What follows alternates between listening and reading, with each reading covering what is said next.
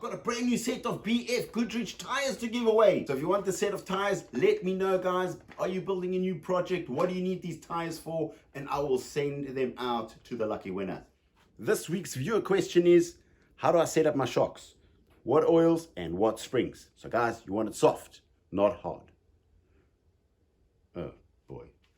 So if you have a racing car, your setup is the opposite of a rock crawler. Your setup on a racing car is stiff springs, thick oils. On a crawler, it's exactly the opposite. You want the axles to travel. You want articulation. If you put hard springs and thick oil in there, it's just not going to move that easy.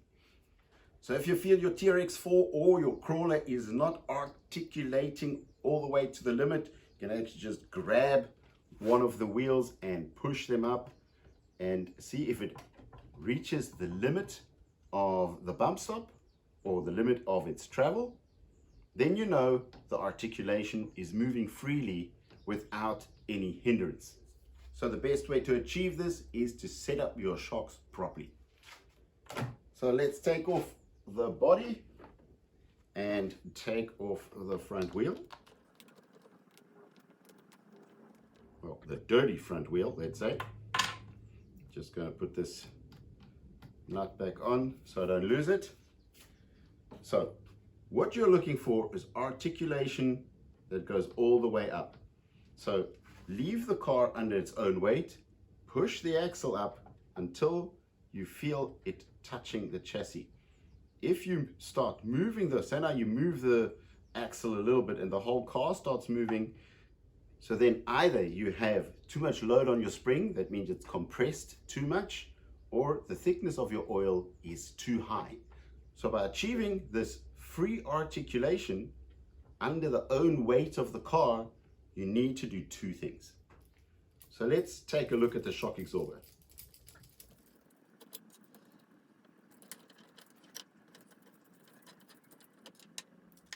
So once you've removed your shock absorber, check if it is running freely. Not that the shaft is bent and you actually have a problem with the shock. Once you've made sure everything is fine, take the spring out. So like I said earlier, you want a soft shock, not a hard shock. You want it to articulate and move as easy as possible under the weight of the vehicle. So setting up your shock absorber to achieve a free and easy movement under the own weight of the truck, you need a thinner oil. A thicker oil would be a 30 weight oil and a thinner oil would be a 10 weight. So the original TRX4 has got a 30 weight in it. Take it out and replace it with a 10 weight, which is thinner. So that means the shock moves a lot easier in and out because it is moving the oil from this chamber to that chamber as it articulates up and down. So what you can do is open the top of the shock, clean out the oil,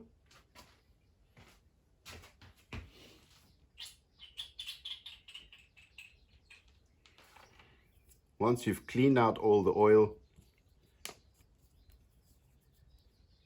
replacing it is fairly easy. Once you filled it up, move the shock very slowly up and down.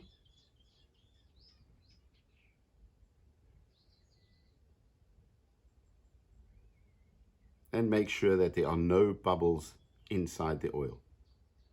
You can also put your shock into a shock stand and let it rest for about an hour in an upright position. And once you're sure that all the air is out, compress the shock all the way and close it again. If there's a little bit of excess running out as you close it, don't worry. Close it and just make sure your shock is running freely. And once you push it in, that you have a slight rebound. You can put maybe a couple of drops more in to get a stronger rebound, but I am quite happy with this rebound. I do not like a lot of rebound. Other crawler guys, they like more rebound. They like it to run over halfway. I like it just to be that short, half a centimeter as you push it in. So now you've replaced the thick oil with a thin oil, allowing it to move easier under the own weight of the truck. The second thing you need to do, once you put your spring back in,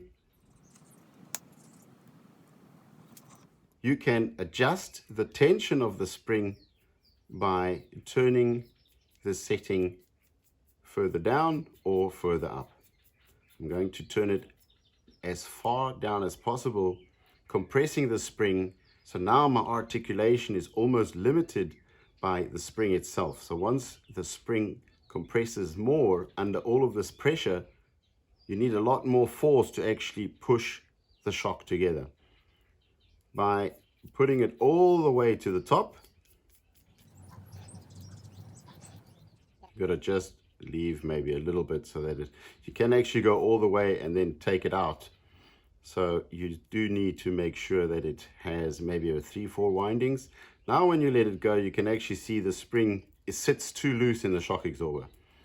So you kind of do need a little bit of tension. So maximum, you turn it down a little bit that the spring actually sits firm. And now you do not need a lot of pressure to compress the shock.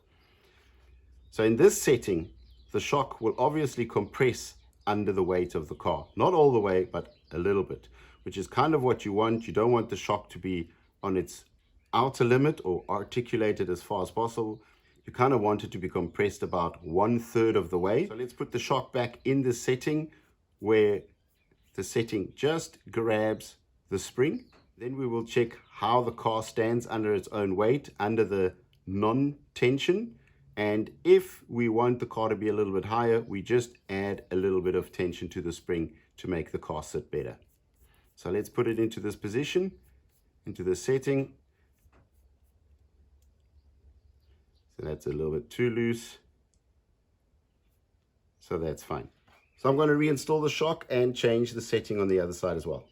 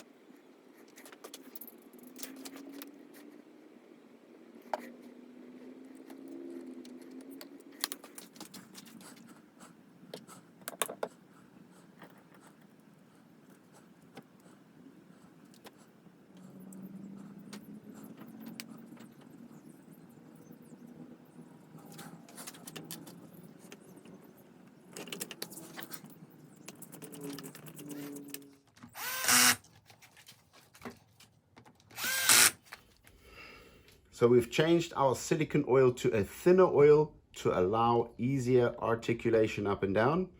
And the springs are now at a setting where they have no tension at all. We're going to take the car off the stand and place the car under its own weight.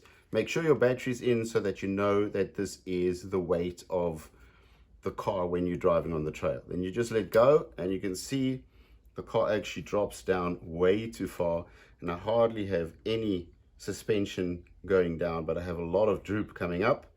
So you can see the car's not standing right because we do not have any tension on the springs. Now we're going to turn them down a bit and put some pressure on and make the chassis come up a little bit. So I have my caliper ready to measure the left and the right side to make sure that they're at the right height.